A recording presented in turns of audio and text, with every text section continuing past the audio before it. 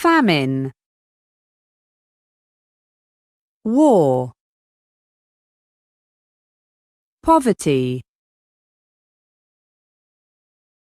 homelessness, unemployment, disease, illiteracy, racial discrimination.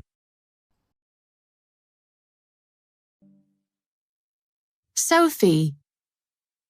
For me, it's the worst social problem that the world has to deal with these days. There should be a way to sort things out through discussion and compromise rather than with violence. Millions of people have died throughout history in wars, started for political reasons. And not only is it a gross waste of human life, it also rarely solves anything in the end. Richard. In my opinion, there is no excuse for it in today's society. There is more than enough food and resources in the world for everyone, but it is all controlled by a small percentage of the people. We see developed countries in North America and Europe that have an excess of food, a ridiculous amount of wastage, and an obesity problem. Then we see underdeveloped countries in Africa and Asia that cannot produce enough food to feed their own population, and where one drought or crop failure can be a catastrophe. It's so unfair.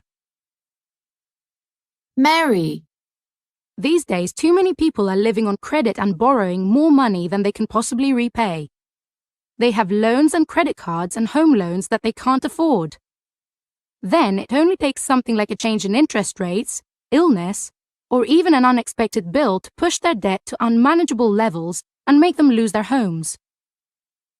I'm afraid that in the current economic climate, more and more people will find themselves on the streets. Social problems.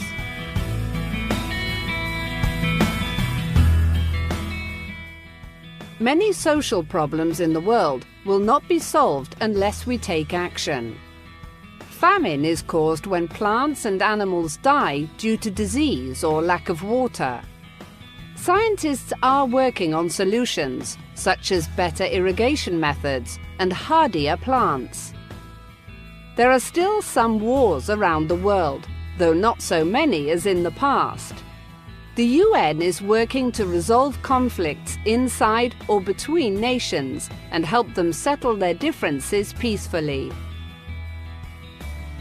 Over 1 billion people live in poverty. This means they often don't have enough food or a place to live. Poverty usually goes hand in hand with homelessness and unemployment.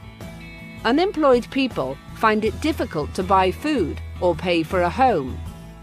Millions of people live on the streets. Charities like Oxfam work with communities to teach new skills and help people become more independent. Children, babies and older people are at a higher risk from disease, especially in poor countries. Despite the new vaccines and medicines, there is still a lot of work to be done. Teaching people to read and write will help them get out of poverty. Illiteracy stops people getting a job, which is why it is so important for everyone to be able to go to school. And it's also important that people are not treated differently because of their skin color, race, or ethnic origin. Everyone deserves the same rights and opportunities. What do you think we can do to solve these problems?